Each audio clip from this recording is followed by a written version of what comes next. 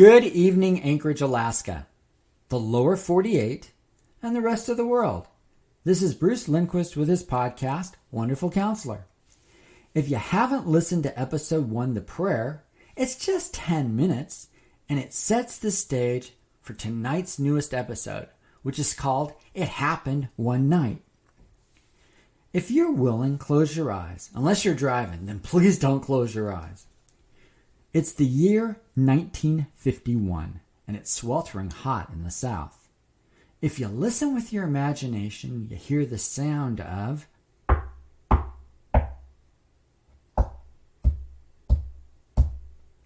what you hear is a sound of 6 little feet followed by 4 furry feet. Now bring to focus a body of water bathed in moonlight and a silhouette of 3 little boys running on a makeshift dock next to a lake with their trusty companion close at their heels. Then splash! The oldest boy, who's just 9 years old, hits the water in a cannonball position. His name, Calvin Bobby Oakley II. His younger brothers gave up trying to say his name a long time ago. They just call him Big Bo. They're patiently on the dock waiting for him, well, as patient as 5 and 7-year-old brothers can be. He swims over to the shallow end of the lake and says to his 7-year-old brother, Calvin Wrigley Oakley III, who's called Rig, to jump, and he does, and he brings him back to the dock. Then he calls to his 5-year-old brother, Calvin Josiah Oakley IV, who they call Josh, to dive in, and he does, and he brings him safely in. Now their dog, named Shadow, a black lab, who's just waiting to take his turn, makes the bigger splash than all of them when he hits the water. Big Bo is making sure his brothers are fearless, like he learned to be. They need to know how to swim. His parents wouldn't teach them, and he had no idea how long he's going to live, given how things are at the home. He was their lifeguard in more than just one way. It was time for them to return to the house. It was after midnight. Big Bo had learned from experience that his parents would start drinking on Friday night, and by midnight they were asleep, actually passed out. So this was his only time to have fun with his brothers and teach them how to survive. They slipped through the front door, found their way up the old rickety stairs, snuck back to their bedroom, where they all slept in the same room, with Shadow ever vigilantly close by watching over them. Big Bo would get up way before his brothers to check on his parents. Sometimes their bathrooms had vomit, and he had to clean it up before they woke up. Sometimes things were knocked over and broken. He had to clean them up or straighten it out.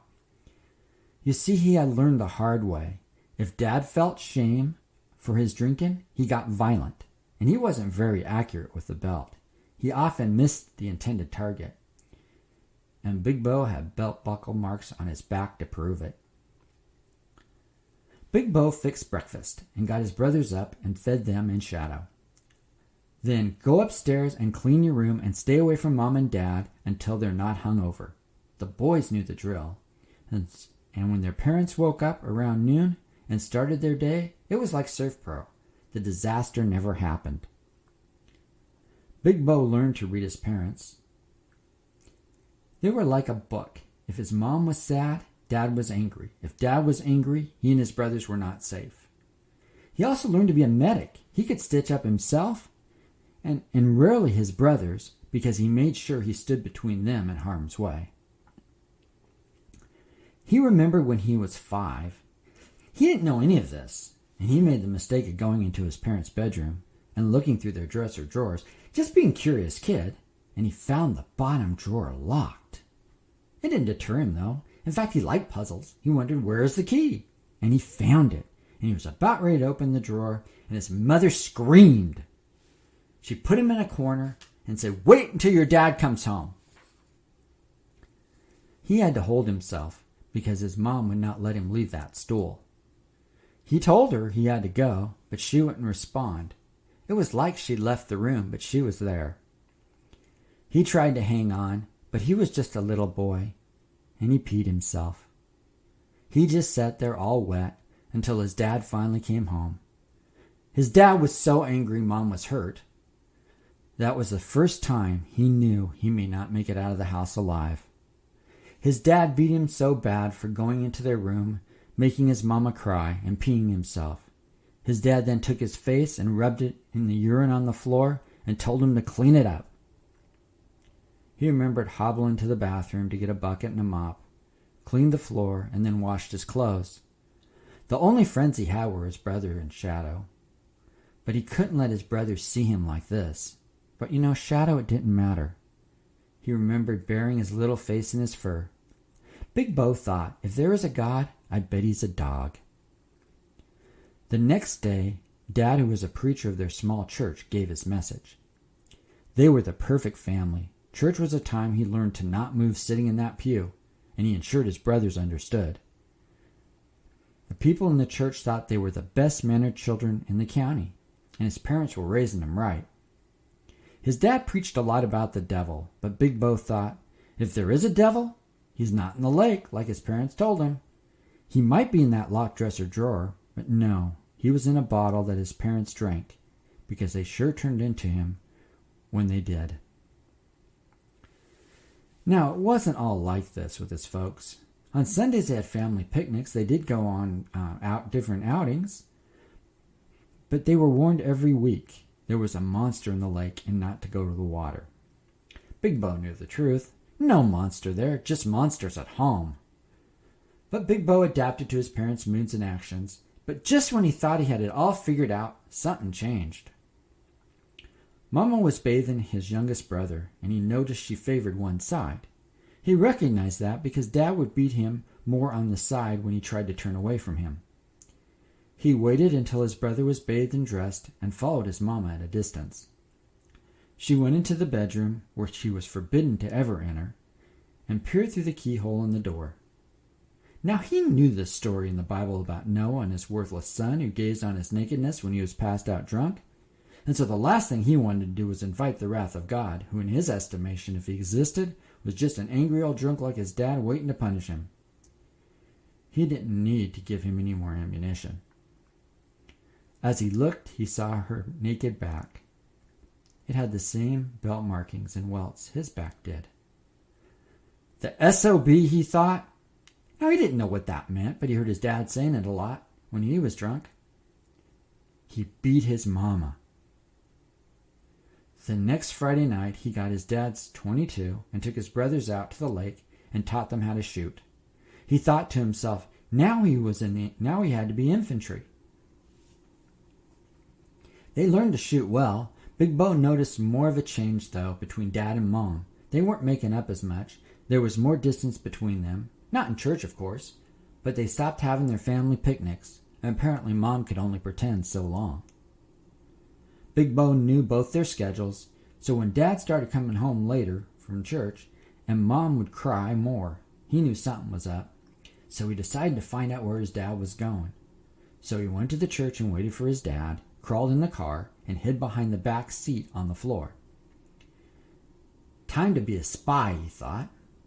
Now he knew he was taking his life in his hands, but he had to know. It was like that key to the dresser. He was curious. Now he heard curiosity kills the cat, but he wasn't a cat. He was more like a dog. His dad got into the car and didn't see him, and drove not far, and stopped at a house Big Bo didn't recognize. He peered out the car window and saw his dad go in. He got out of the car, walked around the house, and found a window partially open with the shade draped, not quite all the way across. He peered in the window and saw his dad with another woman in bed. Bo snuck back to the car, opened his dad's Bible to the passage he had just preached earlier in church. You will reap what you sow, and sat that on the driver's seat. He then let the air out of all of his dad's tires and walked home. His dad came out of the house shocked to see the Bible open on the front seat. And the alcohol he and the woman had been drinking, it evaporated. He sure got sobered up quick. He got in the car to drive and soon realized all the tires were flat. He left the car on the side of the road, went to the service station, got his car towed, and once the air had filled up the tires and they were repaired, he was on his way home. Bo had to climb a tree, crawl on the roof, and then go through his bedroom window, but he made it undetected. Mama was downstairs watching TV, and his brothers were preoccupied with Shadow. Oh, how he loved that dog. He heard the sound of the front door and voices coming from the living room. "Stay here," he said to his brothers. He looked at Shadow. Shadow understood and kept guard, ensuring they stayed put. He crept down those rickety stairs and made his way into the kitchen, where there was a place between both rooms he could hide and see what was going on. His dad and Mom were talking. He was explaining why he was late. Mama said, "Your dinner's on the table." And he could feel the chill from her voice, like someone left the freezer door open. His dad had some explaining to do, and he was explaining. 4 flat tires on the car, got it fixed. Been a long day. Mama went up to him, seemed to warm up a little. But if he was his dad, better the freezer than the fire he saw in her eyes when she saw the lipstick on his dad's collar. "That's not mine," she said. And then she sniffed him like Shadow does, and her words burned like a flame. "That ain't my scent. You smell like you've been with another woman. You have another woman's smell all over you."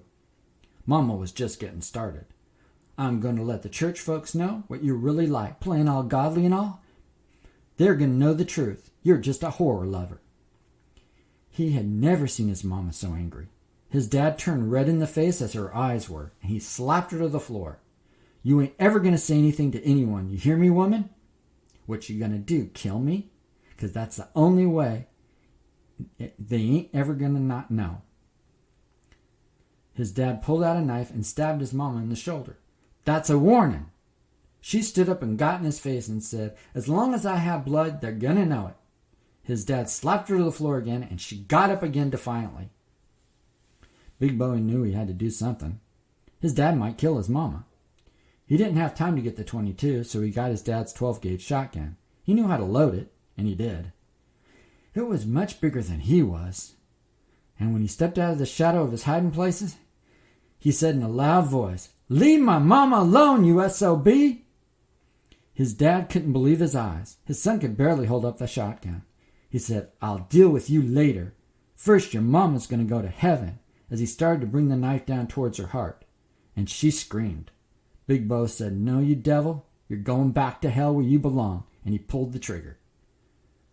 Big Bo had never fired a shotgun. The kickback sent him against the wall and his head hit. And the last thing he remembered was the sound of the metal gun hit the floor. And then all went black.